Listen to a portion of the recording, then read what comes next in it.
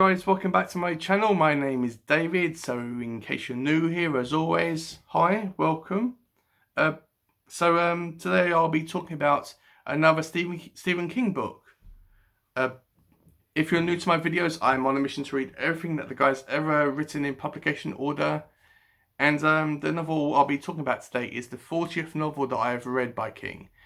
And for me, that's a massive milestone for me. He is the author that I read the most of, and he's the author that I own the most books by. The novel that I'll be talking about today is a very mixed bag for me. There are some aspects of it that I liked and some aspects of it that I didn't like. And it was a very mixed, it was a kind of a, not mixed, it was kind of a average, middle of the road novel, in my opinion. And that being The Dark Half. A little bit of backstory, if you didn't know.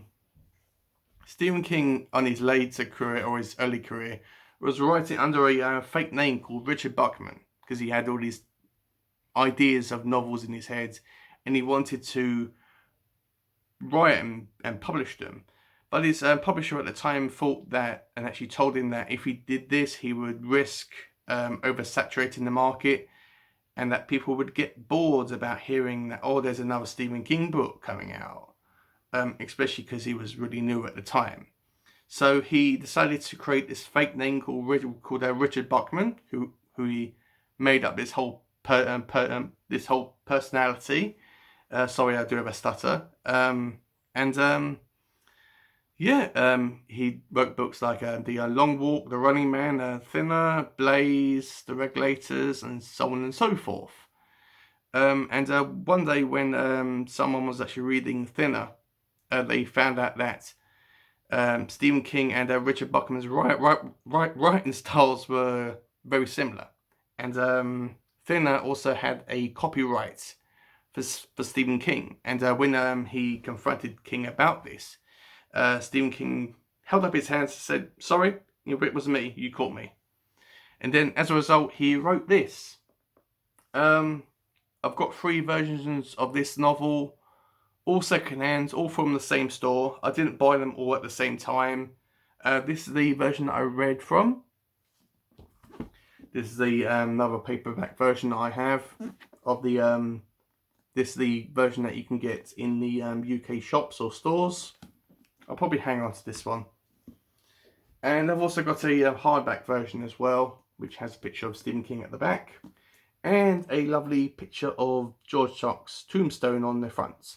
Don't worry, I'll explain who George Stark is in a minute.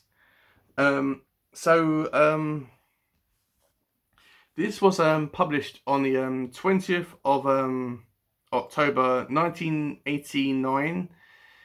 And there was a movie version of this as well, which was it was released rather in 1993, and it was directed by George A. Romero. If you don't know who that is, he directed a film, you might have heard of it. It was a very small film at the time called Night of the Living Dead. And also I found out that for the movie, both George and Stephen both wrote the screenplay for the movie. So I thought that was a kind of an interesting fact. Stephen King actually regards Richard Buckman as a kind of a real or semi-real person, and he said that he died of cancer of the pseudonym. And I mean, even in here under author's notes, he does actually say something regarding Richard Buckman, which has under author's notes, and this is what it says. I'm indebted to the late Richard Buckman for his help and inspiration. This novel could not have been written without him. S.K. So that was a kind of a nice wink to Richard Buckman. This is a psychological thriller, so before I get started, I want to say that this is going to be a spoiler-free video. I'm not going to spoil anything from this story whatsoever, because I want you guys to go into this novel fresh. And this is going to be my own thoughts and opinions regarding this novel. If you have different thoughts about this novel, if you like this novel more than me, that is great, but this is my own thoughts regarding this novel. Also, sorry that it's a bit warm. I don't know why every single time I do these videos it's extremely warm. So anyway, the story, it focuses on our main character of Thad Beaumont, or Thaddeus, but it's called Thad in the book, or novel. At the beginning, Thad is a small boy of about 11 or 12. I think he's 11.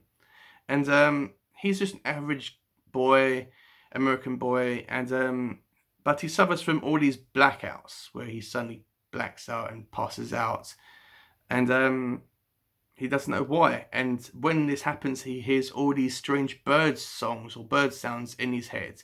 Even though there's no birds around, he does actually hear them in his head.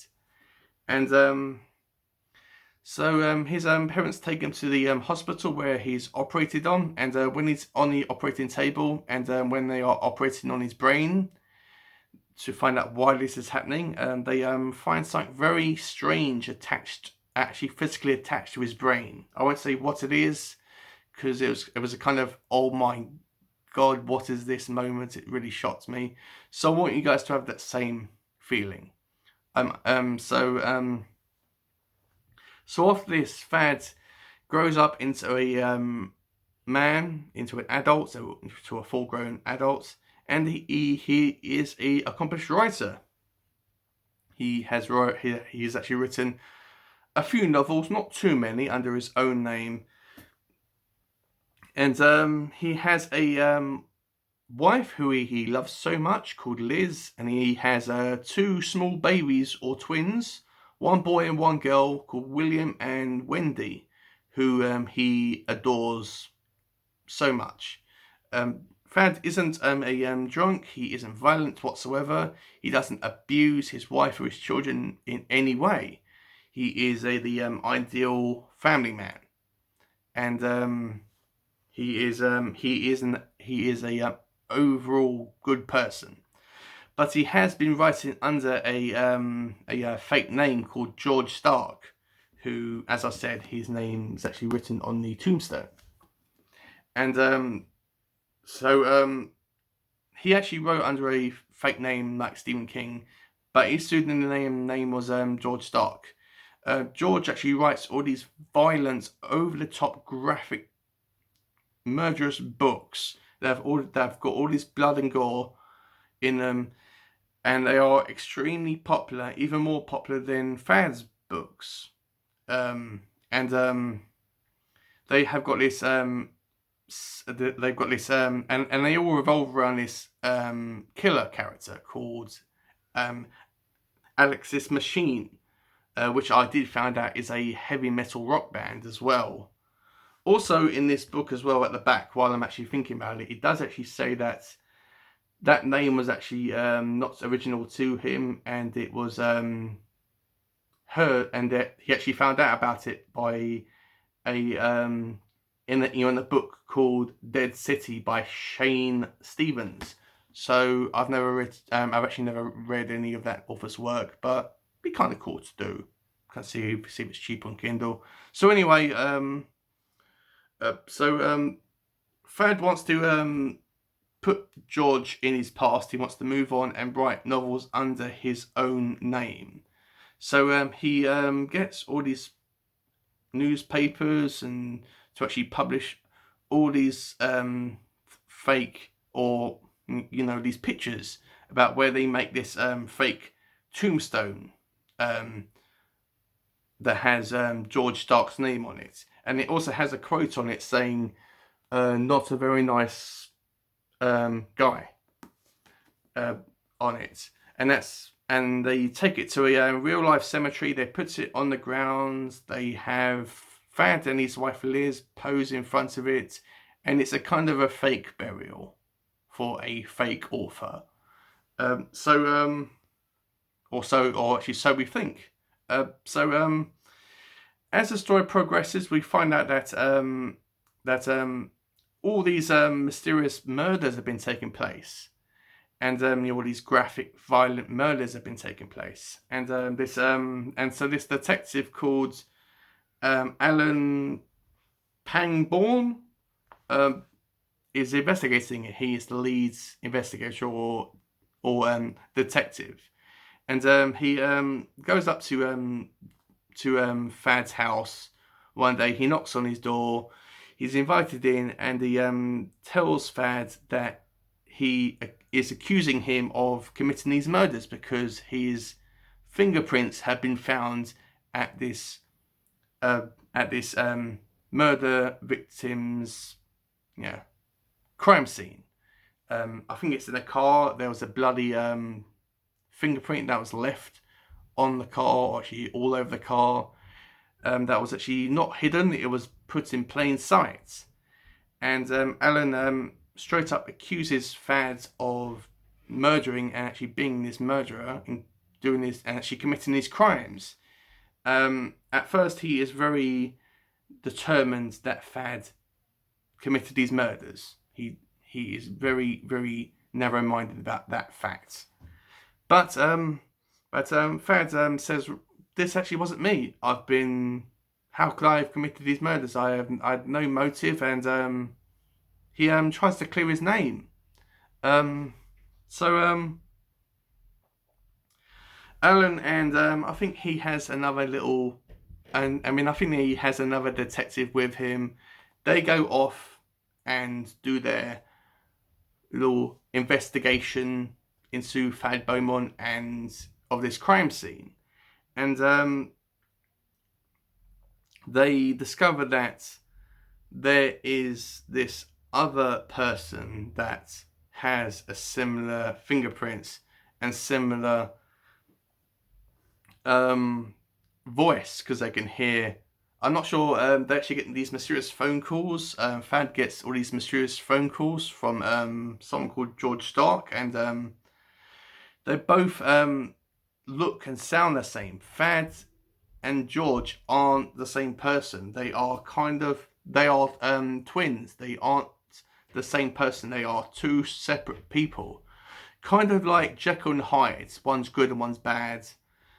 But George is on a mission to kill every person that had something to do with the contribution of this photo that I actually mentioned at the beginning, where all these people that have built this tombstone, and maybe the photographer and the people that was responsible for the setup of it. He wants to kill everyone that was actually was responsible for that photo. So he goes out and actually tries to kill these people. And Fad and George both look alike, but George has blonde hair, and they look the same, but they're both different. They both have different personalities, and they both look slightly different. I'm trying to make sense. I hope I am. And so when Alan comes back, the detective Alan Pangborn comes back, and he comes back fairly quickly. And when he does, you think that he's going to be constantly on Fad's back, accusing him of saying, right, I know you killed these people. I don't know how you did it. I don't know why you did it. I don't know how you could possibly be miles away and then come back. And I don't know how you can do this, but I'm going to find out how and why you did this. I thought he was going to be on his back about this the whole time, but that isn't the case. When he comes back, he is on Fad's side. Fad explains about George. It's kind of weird because people think that Fad and George are the physically the same person. They think, okay, Fad just invented this fake person up, and how can this fake person be a real person, a real living person, and killing all these people? So you have to suspend your disbelief about that part of the story. For me, as I felt, you have to suspend your disbelief, knowing that these people, that Fad and George, are completely different people, and they're both two physical human beings. And George is very narrow-minded. He wants to kill everybody, as I said, that was responsible for for his fake burial. But he also wants Thad to write under his name again and publish under the name of George Stark again. And the reason why he does this is because that if Thad doesn't write under the name, his pseudonym name of George Stark, then George Stark will physically deteriorate and die and disappear. It's more or less like how if you were in the Nightmare on Elm Street films, if no one remembers Freddy Krueger, then Freddy Krueger will disappear and be forgotten and will completely disappear, and he won't affect anyone's bedtime activities. Sorry, that sounded really, really naughty. But I mean, anyway, you get the idea from that.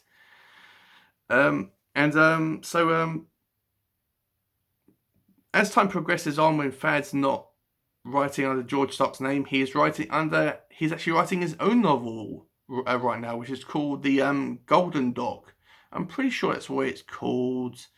As I said, we don't really know what type of novels Thad Beaumont writes, and even if it's in the novel, I didn't notice it, and I probably didn't even care. When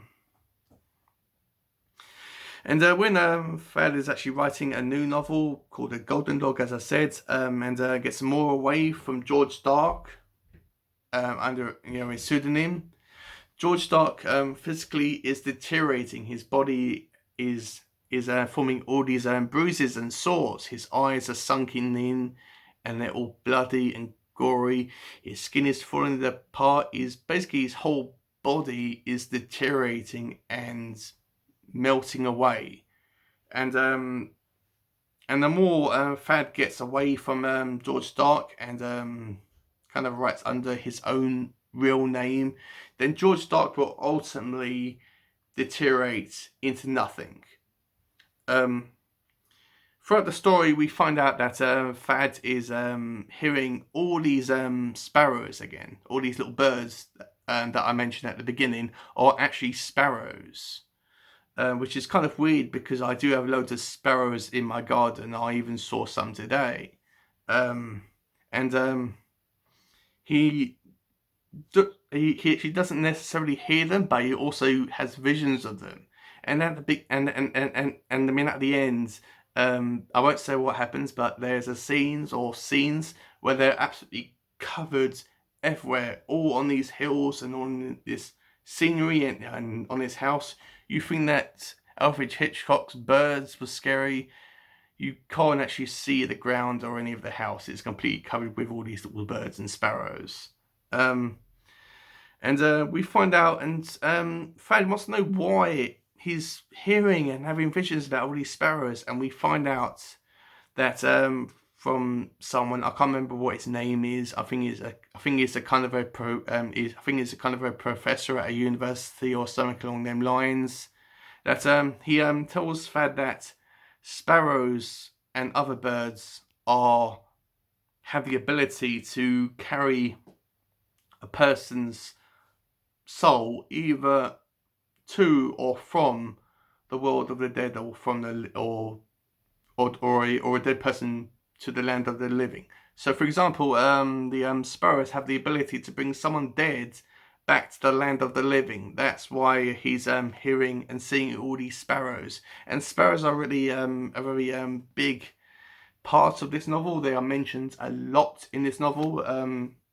So if you have a kind of fear of birds, I wouldn't read this novel. But yeah, the birds aren't violent in any way. They're just there in the background. They don't attack anyone. At the end, George Stark says, right, I've actually killed everybody that was actually responsible for my fake funeral, and he's actually kidnapped Thad's wife Liz and his 2 children called Wendy and William, who have a very unique perspective of this situation. They aren't afraid of George whatsoever. They kind of think that he is their dad, and in a way, he actually is their dad. He loves them so much. He isn't violent towards them, and I don't think that he would actually hurt his, William and William and Wendy, even if he wanted to. They both are laughing around him. They both hug him, and I'm pretty sure they call him Daddy as well. Um, and after George kidnaps Thad's wife and children, he calls up Thad saying, "Right, I've done this. I'm going over to your family home in Castle Rock, because Castle Rock's mentioned a lot in this novel, as well as Ludlow, which was a location in Pet Sematary." And he says to Thad, "I've done this. I want you to meet me at your house in Castle Rock, where we're going to sit down and we're going to collaborate on a novel that is both written by Thad Beaumont and George Stark." That is George Stark's sole goal. That's what he wants to happen.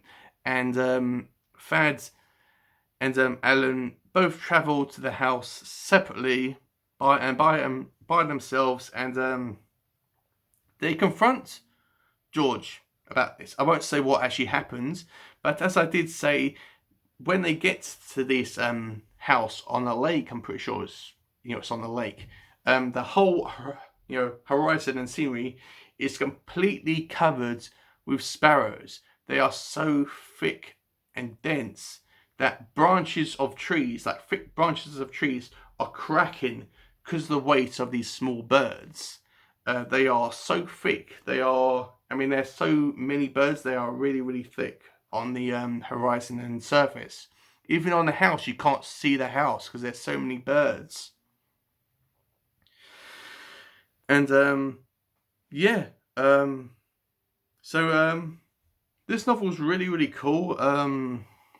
It does actually have some other connections as well. It does have connections to it. It does mention the Derry Animal Shelter, and it also mentions the mental asylum where Henry Bowers was, or actually resides after his involvement in it. And it also says that that asylum isn't very far from Castle Rock, and obviously because this is mostly saying Castle Rock or near Castle Rock, it does mention the Dead Zone and Cujo, which are two novels which are either set or mention heavily Castle Rock, this fictional town. So that's the basic storyline. What I liked about it, and as always, the characters in Stephen King's books are always the highlight. But both Thad is the good guy and George is the bad guy. You can't. We all have good and bad in us. We can't split our good and bad personalities or selves into two separate beings. Our good self and our bad self have to be one. A good example of this is Susanna from the Dark Tower novels. If you've read them, you'll know what I mean. So the characters are what I liked about this. What I didn't like is that it dragged a lot. It could have been cut down a lot. It does drag a lot of the time in this book, and it doesn't get to the point in several scenes. So that's what I didn't like about it. I wish they could have got to the point a lot. Closing thoughts. If you find it in the stores or in your local bookshop, pick it up. But don't actively go out and try to buy this. It isn't offensive. It's not going to annoy you if you read it, but it's just an average read. Give it a go. Rating, I would give it a 3.5 stars out of 5. so slightly above the Tommyknockers, which was a extremely hard book for me to finish. The next one I'll be reading is the cut version of The Stand, which I am a little bit into this now, which I am enjoying this book immensely. So yeah, looking forward to that. So yeah. Like, comment and subscribe if you haven't already done so. Please click the little bell on my channel if you want to get notified on all the videos I make. Sorry it's been a bit long. Massive thumbs up from me to you if you've been staying with me throughout this whole video. Yeah, so that's really been it really, guys. I'll do my next video will be of the Dune by Frank Herbert, which will be up soon. So without further ado, stay safe, stay healthy, and keep reading, and I will see you in my next video. And yeah, I'll see you in my next video, guys. Bye.